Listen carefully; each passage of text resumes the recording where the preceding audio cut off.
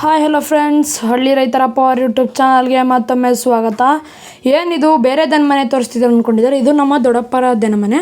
ನಮ್ಮ ದನಮನೆ ಮತ್ತು ನಮ್ಮ ಅಣ್ಣಂದಿರ ದನಮನೆ ಎರಡೂ ಒಟ್ಟಿಗೆ ಕಟ್ಟಿದ್ದು. ಇದು ಮಧ್ಯಾಹ್ನದ ವೇಳೆ ಆಗೋದ್ರಿಂದ ಹಳ್ಳಿ ಸೈಡಲ್ಲಿ ಹೀಗೆ ಮಧ್ಯಾಹ್ನ ಮತ್ತು ಬೆಳಗ್ಗಿನ ಜಾವನೇ ಇಡ್ತಾರೆ, ಒಬ್ಬೊಬ್ಬರು ಒಂದೊಂದು ಟೈಮಿಗೆ. ನಮ್ಮಣ್ಣ 2 ಸೇರು ಪೇಣಿ, 2 ಸೇರು ಬೂಸ ಹಾಗೂ ಸ್ವಲ್ಪ ಒಂದು ಕಾಲಡಿಯಷ್ಟು ಉಪ್ಪು ಹಾಕ್ತದೆ. 5 ಬಕೆಟ್ ಇಡೋದ್ರಿಂದ 1 ಬಕೆಟ್ ಆಡಿಗೆ, 3 ಬಕೆಟ್ ಆಕಳಿಗೆ ಹಾಗೂ 12 ಬಕೆಟ್ಟು ಎತ್ತಿಗೆ ಹೋರಿಕರುಗಳಿಗೆ ಇಡ್ತಾರೆ. ಇದು ನಮ್ಮ ಅಣ್ಣಂದಿರ ದನಮನೆ. ಇದು ಸಣ್ಣ ಕರ, ಆಲ್ರೆಡಿ ಇದು ಈಟಿಗೆ ಬಂದಿರೋ. ಇವೆರಡು ಮುಡ್ರಿಕಿವಿ. ಇದು ದೊಡ್ಡ ಆಡಿನ ಮೊದಲನೇ ಸೂಲು ಇದಂಥದ್ದು, ಅದು 3 ಇದ್ದಿತ್ತು, 2 ಇದು ಮಾಡಿದ್ದಾರೆ. ಈಗ ನಮ್ಮ ಅಣ್ಣಂದಿರ 2 ಹೋರಿಕರಗಳು ಮುದ್ದಾದದ್ದು. ಆಮೇಲೆ ಇದು 2ನೇ ಸೋಲು ಇದಿತ್ತಲ್ಲ, ಮೊನ್ನೆ ಇನ್ನು 2-3 ವಾರದಿಂದ ಇದಿತ್ತು, ಅದು ಇಲ್ಲಿ ಸೈಡ್ ಇದೆ. ಈಗ ಬನ್ನಿ ಸ್ನೇಹಿತರೆ, ಏನೇನೋ ಹಾಕ್ತಾರೆ ಅಂತ ನೋಡೋಣ. ನಮ್ಮ ಚಾನಲ್ಗೆ ಹೀಗೆ ಲೈಕ್, ಶೇರ್, ಸಬ್ಸ್ಕ್ರೈಬ್, ಫಾಲೋ ಮಾಡ್ತಿದ್ರಿ ಅಂದರೆ ನಮ್ಮ ಚಾನಲ್ನ ಮುಂದುವರಿಯೋಕ್ಕೆ ಪ್ರೋತ್ಸಾಹ ನಮಗೆ ಸಿಗೋದಂತೆ. ಹಾಗೂ ನಾವು ಇಲ್ಲಿ ಬಳಸ್ತಿರೋವಂಥ ಪೇಣಿ ಬೂಸಗಳೆಲ್ಲ ಆರ್ಗಾನಿಕ್ಕೆ, ಅಂದರೆ ಆಕಳುಗಳಿಗೆ ಒಳ್ಳೆಯದು, ಇಳುವರಿ ಹೆಚ್ಚಣಿಕೆ ಅಂಥ ವಿಷಯಗಳಿಗೆ ತುಂಬ ಸಹಾಯ ಮಾಡುತ್ತೆ. ನಾವಿಲ್ಲಿ ಟ್ರ್ಯಾಕ್ಟರ್ ಕಂಪ್ನಿಯ ಬೂಸ ಬಳಸ್ತಿದ್ವಿ. ಆ ಬೂಸ ತುಂಬ ಚೆನ್ನಾಗಿ ಹಾಲಿನ ಇಳುವರಿ ಹೆಚ್ಚಿಸುತ್ತೆ ಮತ್ತು ಫ್ಯಾಟ್ ಕೊಡುತ್ತೆ ಅಂತ ಸಹ ನಂಬರ್ ಆಗುತ್ತೆ. ಈಗ ನಾವು ನಮ್ಮ ದನಗಳ ಹತ್ರ ಹೋಗೋಣ. ತುಂಬ ಚೆನ್ನಾಗಿ ಇದೆ. 7 ಲಕ್ಷದಿಂದ ಒಂದೊಂದು ಸೈಡನ್ನು ದನಮನೆಯನ್ನು ಕಟ್ಸಿದ್ವಿ. ಒಂದು ಸೈಡಿಗೆ 7 ಲಕ್ಷ, ಇನ್ನೊಂದು ಸೈಡಿಗೆ 7 ಲಕ್ಷ. ಇದು ಮಾರಿಕೊಪ್ಪದಲ್ಲಿರೋ ಅಂಥ ಮೇಸ್ತ್ರಿ ಅಂತ ಒಬ್ಬರಿದ್ದಾರೆ. ಅವರ ನೇತೃತ್ವದಲ್ಲಿ, ಅಂದರೆ ಅವರ ಮುಂದೆ ನೇತೃತ್ವದಲ್ಲಿ ಇದು ನಡೆದಿದ್ದು. ಇದು ಮೊದಲನೇ ಆಕಳ. ಇದು 4 ತಿಂಗಳಿಗೊಬ್ಬಿದೆ. ಇನ್ನೊಂದು ವಾರದಲ್ಲೇ, ಇನ್ನೊಂದು ತಿಂಗಳಲ್ಲೇ ಇದು ಕರ ಹಾಕೋ ಸಾಧ್ಯತೆ ತುಂಬ ಇದೆ. ಇದು ಹಠ ಮಾಡ್ತಿತ್ತು, ಕುಡಿಯಲ್ಲ ಅಂತ. ನಮ್ಮ ಅಣ್ಣ ಕಷ್ಟಪಟ್ಟು ಕೈ ಅಲ್ಲಾಡಿಸಿ ಕಸನೆಲ್ಲ ತೆಗಿಯುತ್ತೆ. ಯಾಕಂದರೆ ಕಸ ಇದ್ರೆ, ಅಂದರೆ ಸಪ್ಪೆದೇನಾದರೂ ಇದ್ದು ಅಂದರೆ ಅವು ಕುಡಿಯಲ್ಲ. ಈಗ ಅವು ಕುಡಿತಿದ್ದಂಗೆ ಅದನ್ನು ಕುಡಿದು ನಂತರ ಬೂಸ ತಿನ್ನೋಕೆ ಸ್ಟಾರ್ಟ್ ಆಗುತ್ತೆ. ನಾನು ಈ ಕಡೆ ಸೈಡು ಬಂದೆ. ನಮ್ಮಣ್ಣ ಮುಂಚೆನೇ ಹೋರಿಕರಿಗೆಲ್ಲ ಇಟ್ಬಿಟ್ಟಿತ್ತು ಹಿಂಡಿನ. ನಾನು ಮತ್ತೆ ಈ ಕಡೆ ಸೈಡು ಏನಾಗುತ್ತೆ ಅಂತ ನೋಡಿದೆ.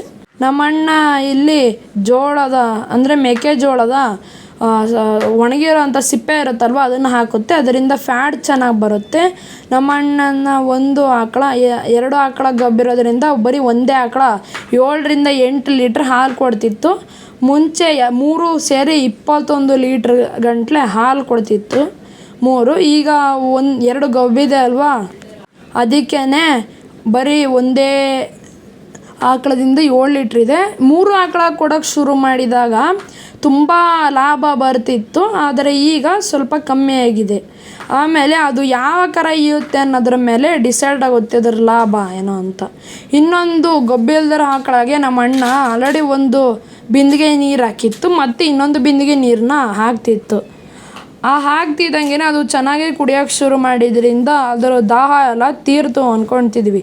ಹಳ್ಳೀಲಿ ಇದೇನು ವಿಶೇಷತೆ, ಬರೀ ದನಗಳದೇ ಮಾಡ್ತೀರಾ ಅಂತ ಸುಮಾರು ಜನ ಕೇಳಬಹುದು. ಯಾಕಂದರೆ ಹಳ್ಳೀಲಿ ದನಗಳೇ ಎಲ್ಲ ಸರ್ವಸ್ವ. ಯಾಕೇಳಿ, ದನಗಳಿಲ್ಲದೆ ಜೀವನವಿಲ್ಲ. ದನಗಳಿಂದ ನೀವು ತಿನ್ನೋ ಚೀಸಿಂದ ಹಿಡಿದು ತಿನ್ನೋ ಐಸ್ ಕ್ರೀಮಿಂದ ಮತ್ತು ಎಂತೆಂಥದ್ದು ಜ್ಯೂಸ್ ಇರುತ್ತಲ್ವ, ಅವೆಲ್ಲಕ್ಕೂ ಸುಮಾರು ಹಸುಗಳನ್ನೇ ಬಳಸ್ತಾರೆ. ಹಸುಗಳು ಮುಖ್ಯ ಪಾತ್ರ ವಹಿಸ್ತವೆ ಹಳ್ಳಿ ಜೀವನದಲ್ಲಿ. ಹಸುಗಳು ಇಲ್ಲ ಅಂದರೆ ತುಂಬ ಕಷ್ಟವಾಗುತ್ತದೆ.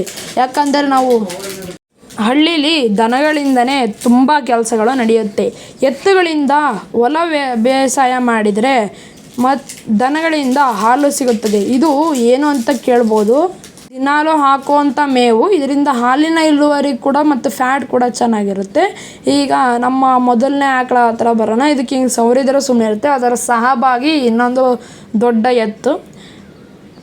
ಈ 2 ಸಣ್ಣ ಹೋರಿಕರಗಳಿದೆ ಅಲ್ವಾ, ಅದಕ್ಕೆ ಬೇಸಾಯದ ಪ್ರಾಕ್ಟೀಸ್ ನಡೀತಿದೆ. ಅದನ್ನು ಸಾಧ್ಯವಾದರೆ ಮಾಡ್ಬೋದು.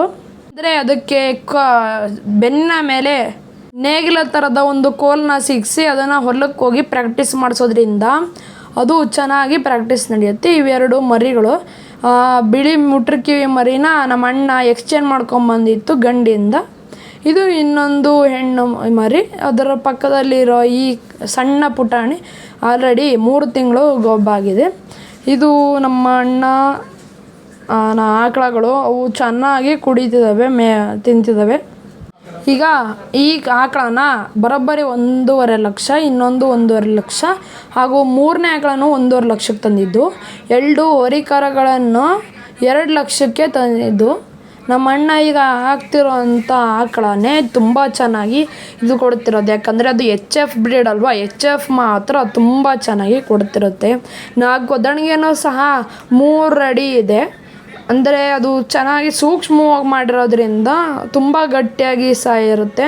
ಇದಕ್ಕೆ ನಾವು ಬ್ಲೂ ಕಲರ್ ಯಾಕೆ ಹಚ್ಚಿದ್ದೀವಿ ಅಂದರೆ ಬೇರೆ ಕಲರಿಗೆಲ್ಲ ಬೇಗ ಕಲೆಗಳು ಹತ್ತುತ್ತೆ, ಆದರೆ ಬ್ಲೂಗೆ ಮಾತ್ರ ಬೇಗ ಕಲೆ ಹತ್ತಲ್ಲ. ಈಗ ನಮ್ಮ ಮೇಕೆಗಳಿಗೆ ನಮ್ಮ ಅಣ್ಣ ಗಂಟೆ ಕಟ್ಟಕ್ಕೆ ಸ್ಟಾರ್ಟ್ ಮಾಡಿತ್ತು. ಅಂದರೆ ಈಗ ದೊಡ್ಡ ಆಕಳಿಗೆ ಅಷ್ಟೇ ಗಂಟೆ ಕಟ್ಟಿದ್ದು, ಮತ್ತು ಒಂದು ದೊಡ್ಡ ಆಡಿಗಷ್ಟೇ ನೋಡ್ಬೋದು ಗಂಟೆ ಕಟ್ಟಿದ್ದು. ಇನ್ನೆಲ್ಲದಕ್ಕೂ ಗಂಟೆ ತಂದು ಬುಧವಾರ ಕಟ್ತೀನಿ ಅಂತ ಹೇಳಿತ್ತು. ನಮ್ಮಣ್ಣ ತುಂಬ ಕಷ್ಟಪಡೋದ್ರಿಂದ ಅವನಿಗೆ ಪ್ರತಿಫಲ ಕೂಡ ಹಂಗೆ ಸಿಗಬೇಕಲ್ವ.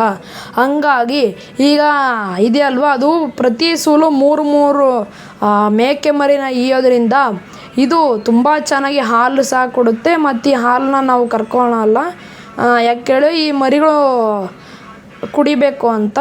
ನೀವು ಹೀಗೆ ನಮ್ಮ ಚಾನಲ್ನ ಸಪೋರ್ಟ್ ಮಾಡ್ತಾಯಿದ್ದೀವಿ ಫ್ರೆಂಡ್ಸ್. ಹೀಗೆ ಸಪೋರ್ಟ್ ಮಾಡ್ತಾಯಿದ್ರೆ ನಮಗೆ ಪ್ರೋತ್ಸಾಹ ಸಿಕ್ಕಿ ನಾವು ಇನ್ನಷ್ಟು ಆಸಕ್ತಿಕರ ಹಾಗೂ ಚೆನ್ನಾಗಿರೋವಂಥ ವೀಡಿಯೋಸ್ನ ಹಾಕೋದಕ್ಕೆ ನಮಗೆ ಪ್ರೋತ್ಸಾಹ ಸಿಕ್ಕಂತಾಗುತ್ತದೆ. ನಮ್ಮ ಚಾನಲ್ನ ಲೈಕ್, ಶೇರ್ ಹಾಗೂ ನಿಮ್ಮ ಸ್ನೇಹಿತರಿಗೆಲ್ಲ ಹೇಳಿ ಲೈಕ್, ಸಬ್ಸ್ಕ್ರೈಬ್ ಮಾಡಿ, ಕಮೆಂಟ್ ಮಾಡೋದನ್ನು ಮಾತ್ರ ಮರಿಬೇಡಿ. ಬಾಯ್ ಫ್ರೆಂಡ್ಸ್, ಮತ್ತೊಮ್ಮೆ ಧನ್ಯವಾದಗಳು.